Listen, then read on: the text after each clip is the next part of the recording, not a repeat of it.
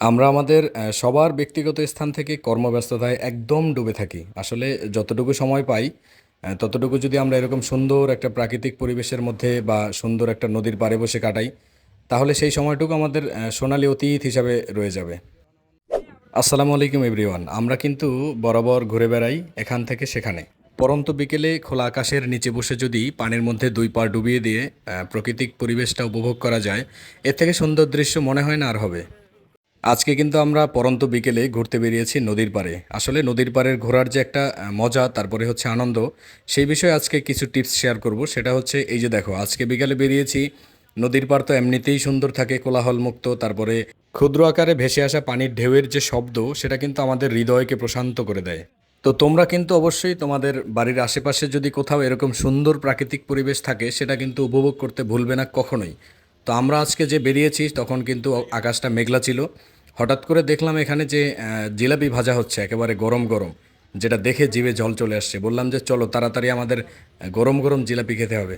মিষ্টির প্রতি ভালোবাসাটা আমার একটু বেশি, যার কারণে ওখানে গিয়ে দেখলাম 2 পিস ভাজা ছিল। জিজ্ঞেস করলাম কত, পিচ্চি বলে উঠলো যে 30 টাকা। তো ওর বাবা অবাক হলো যে ও কী করে বুঝতে পারলো এত তাড়াতাড়ি। বললাম যে বাপকা বেটা। তো বানানো যে 2 পিস ছিল সেটা আমি আর ইসমাইল নিয়ে খাওয়া শুরু করলাম, আর বললাম যে আমাদের আরও বানিয়ে দিতে হবে, কারণ আমাদের সাথে আরও সাঙ্গপাঙ্গ আছে। তো তিনি বানাচ্ছে, আর একটু ভয়ের মধ্যে ছিল যে এখনই নাকি মানে ঝুম বৃষ্টি নামে।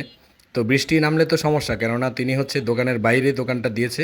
তো আমি বললাম যে মামা সমস্যা নেই, তুমি ছেড়ে দাও, আর হচ্ছে বৃষ্টি যদি নামে তাহলে তোমার শেডের নিচে চলে যাবে। তো বললো আচ্ছা ঠিক আছে। তো ভাজা শুরু করলো, আমরা একেবারে গরম গরম মচমচে জিলাপি সবাই মিলে উপভোগ করেছি। আসলে এরপরেও কিন্তু মানে যে ধাপগুলো আসবে আমাদের সামনে, সেগুলো কিন্তু আরও ইম্পর্টেন্ট। যেমন ধরো, আজকে যে বেরিয়েছি, এটা কিন্তু একটা ছুটির দিন, আর এই ছুটির দিনের মধ্যে যে আমরা খুব সুন্দরভাবে সময়গুলো স্পেন্ড করি সবাই মিলে, এটার মধ্যে যে একটা আনন্দ বা উল্লাস বা মানে আত্মতৃপ্তি, সেটা কিন্তু তোমরা সবাই বুঝতে পারবে যদি এরকম মাঝে মধ্যেই হুটহাট করে বেরিয়ে পড়ো কোথাও না কোথাও ঘুরতে। তো জিলাপি বানানো শেষে জিলাপি ওদের জন্য নিয়ে আসতে আসতে ঝুম বৃষ্টি নেমে গেল। তো আমরা কোনো মতে একটা দোকানের ছাউনির নিচে আশ্রয় নিয়েছি, আর বাইরের আকাশটা দেখো, অসম্ভব সুন্দর হয়ে গেছে আর কি। আর বৃষ্টি তো পড়তেছে বাইরে, আরও পড়বে। তো আমরা ভাবলাম যে আগে থেকেই একটু আমরা শেডের নিচে আশ্রয় নেই, তাহলে আমাদের সেফ হবে আর কি। এদিকে সন্ধে গড়িয়ে রাত হয়ে যাচ্ছে, আর বাইরে কিন্তু ঝুম বৃষ্টি পড়তেছে। তো আমরা ভাবতেছিলাম যে কি করা যায়। দোকানের মধ্যে গিয়ে ভাবলাম যে আমরা যেহেতু বেশ কয়েকজন আছি, তো একটা লুডো খেলা যাক। তো দোকানদার মামা বললো যে না মামা, এখানে কিন্তু লুডো খেলা যাবে না, তাহলে কিন্তু তোমাদের বসতে দিব না। তো এরকম গল্প করতে করতে আরেকটা জিনিস আমাদের সামনে চলে আসছে, সেটা হচ্ছে এই যে দেখো, ইলিশ মাছ। নদীর একদম তরতাজা ইলিশ মাছ ধরে নিয়ে আসছে আমাদের সামনে, স্পষ্ট নড়াচড়া করতেছে। আসলে জীবিত ইলিশ মাছ কিন্তু আমরা ভিডিওতে দেখেছি, কিন্তু আজকে কিন্তু আমরা একদম চোখের সামনে দেখেছি, ইনফ্রন্ট। তারপরে ভাবতেছিলাম আসলে এই যে বৃষ্টি পড়তেছে, এর মধ্যে তো একটু চা খেলে বেশ মজাই হতো, কিন্তু দোকানে ছিল মানুষের ঢল, প্রত্যেকেই চায়ের অর্ডার করছে। তো আমরা হচ্ছে তার মধ্যে সুযোগ পাইনি।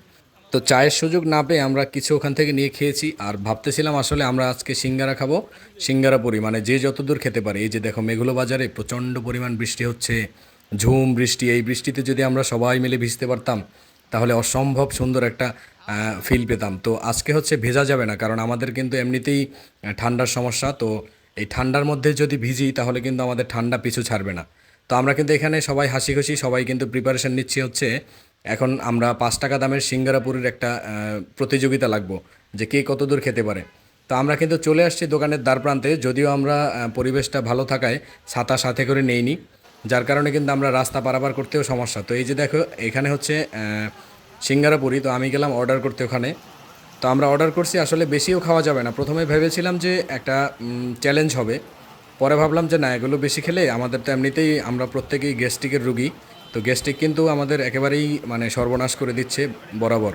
তারপরে হচ্ছে 5 জন মানুষের জন্য আমরা সমপরিমাণ নিয়ে আসছি যেগুলো খাওয়া যায়। তো পুরি আর সিঙ্গারা আমরা সবাই মিলে সেখানে উপভোগ করেছি। অসম্ভব সুন্দর আসলে। এই যে দেখো, মানে সুন্দর একটা সময় উপভোগ করেছি কিভাবে, আমাদের যে ফ্রি টাইমটা থাকে সেটা কিন্তু এইভাবে স্পেন্ড করেছি। তো তোমরাও কিন্তু আসলে এটা কখনোই ভুলবে না যে সময় যদি একটু পাই, তাহলে সেটা যেন কোনো মতেই হাতছাড়া না হয়ে যায়। তাই কিন্তু তোমরাও চলে যাবে আশেপাশে, আমাদের কিন্তু সুন্দর জায়গার কোনো অভাব নাই। যেমন ধরো আমি যেখানে থাকি সেখানেও কিন্তু বেশ ভালো ভালো সুন্দর জায়গা আছে, যেগুলো সবাই মিলে উপভোগ করা যায়। তো তোমরাও যেখানে থাকো, আশা করি আশেপাশে এরকম সুন্দর জায়গা থাকবে যেগুলো তোমরা বরাবরই উপভোগ করবে। আসলে প্রাকৃতিক সৌন্দর্য কিন্তু আমাদের সবসময় আনন্দ দিয়ে থাকে। তো গল্প করতে করতে খেতে খেতে কিন্তু আমাদের সময় ঘনিয়ে এসেছে। বৃষ্টি হচ্ছিল, বৃষ্টি একটু কমার দ্বার প্রান্তে আমাদের ফিরতে হবে আমাদের নীড়ে। তো আমরা আজকে কিন্তু এই পর্যন্তই রাখছি। দেখা হবে অন্য কোথাও বা অন্য কোনো ব্লগে বা ভিডিওতে। তো তোমরা কিন্তু এরকম সুন্দর টাইম স্পেন্ড করতে কখনোই ভুলবে না। অবশ্যই সময়গুলো অতীত হয়ে যাবে, তো আমরা এই সময়গুলো সোনালি অতীত হিসেবেই রাখতে চাই।